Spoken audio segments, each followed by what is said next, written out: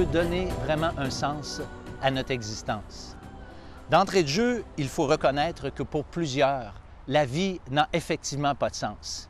Prenez par exemple cette expression consacrée des Français qui disent simplement, pour résumer la vie, métro, boulot, dodo. Si la vie se résume à cela, c'est vrai qu'elle n'a vraiment pas de sens. Ces motivations ne peuvent à elles seules donner un sens vraiment à notre existence. Il doit y avoir quelque chose de plus noble, de plus digne, qui donne un sens à notre vie. D'ailleurs, devant une telle absurdité, beaucoup ont simplement conclu qu'il fallait simplement jouir de la vie au maximum, de profiter de tout ce qui passe. D'autres, beaucoup plus sinistres, en viennent simplement à se dire que si la vie se résume ainsi, aussi bien en finir avec elle.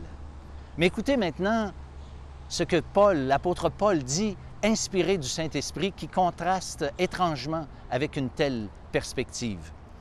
Si c'est dans cette vie seulement que nous espérons dans le Christ, nous sommes les plus malheureux de tous les hommes.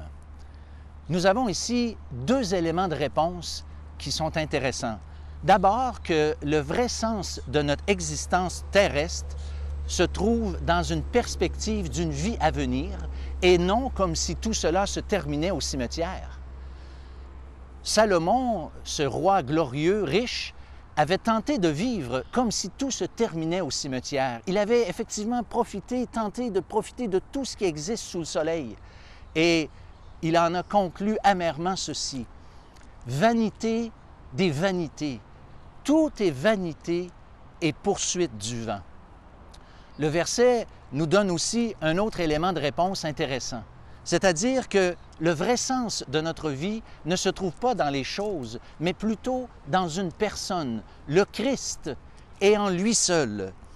Ce même apôtre en est venu à dire un jour: « Pour moi, vivre, c'est Christ. » Chers amis, pour l'avoir moi-même expérimenté, je puis vous affirmer que seul le Christ peut donner un sens à notre existence, un sens et une dimension éternelle, ce qui, vous en conviendrez, fait toute la différence.